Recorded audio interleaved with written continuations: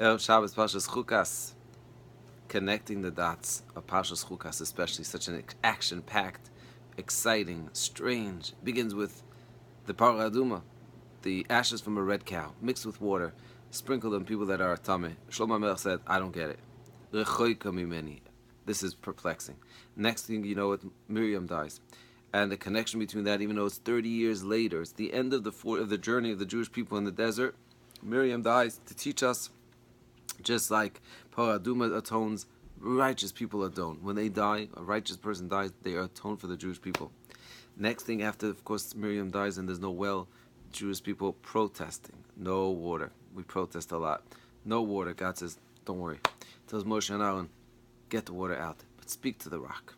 Speak to the rock, get the water out. It'll be an incredible Kiddush Hashem. For whatever reason, as the Mefarshim struggle to explain what exactly went wrong, Moshe and Aaron don't do so. Yanu and Manti like Disheni, they failed. And the next thing we know it is that Aaron and Moshe are told they're not going to go into Eretz Yisrael. And eventually, they hit the rocks that would get water.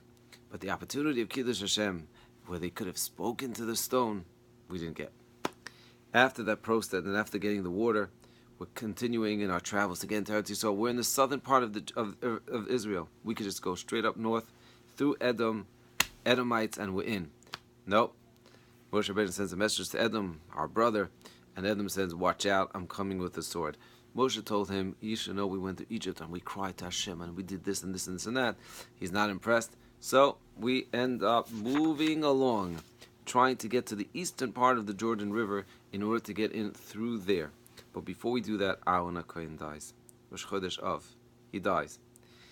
Amalek hears about this and takes the opportunity. They disguise themselves like Canaanites. They really Amalekim, but they figure so long as the Jewish people are davening for the wrong person, for the wrong nation, we could beat them. Thank God that trick didn't work, and we were saved, except that there was one, actually the Pasuk says, Vayishmin Shiv, they took one slave, they took one female slave from us, captured her. That was the only thing. There's a whole discussion about that. It's not for now. Moving along, the Jewish people then start complaining again. There's no water. They don't like the water, and they don't like the lechem haklokel, this light bread. And the Mefarshim explained that they felt it was too spiritual. We're ready to go into the land of Israel. It's very physical. It's not good. Complaints, and Hashem sends burning snakes, serpents. And these burning snakes are why Rashi already tells us, because we're going back to the original sin of the snake. The snake complained to Chava and said, Lashon Hara Hashem. Here too, we were complaining and we got these serpents. And how do we fix this? Very strange. Moshe Rabbeinu takes a copper snake, puts it on a staff. Everyone looks at the snake and everyone's healed. And of course, Chazal say, what? How does this work? The Ramban says, in fact, it teaches us that sometimes from the actual poison, you could heal someone. But here the message, I think, is quite clear, and we're going to finish up. What's the end of the parsha? The end of the parsha is that we first find out about an incredible miracle. When the Jewish people were passing by in order to get to the eastern part of the Jordan River, they were going through two different high mountains, and these mountains were lodged together. They became lodged together. We didn't even know about it, that there were Amorites that were hiding in ambush in order to kill us. And then there's a whole song, Ali Be'er, the song of the well. Because the well, the actual water of the well actually brought out all the blood and the bones in order to show the Jewish people how Hashem is behind all the scenes.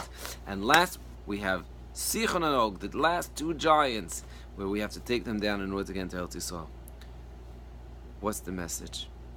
You tie everything together, you realize Jewish people are the ones that teach Kiddush Hashem. The definition of Kiddush Hashem is to designate a place, a time, and a person, and have a greater awareness of Hashem. To realize that yes, like the Chovas Avava says, we have to do physical things in this world. We have to work.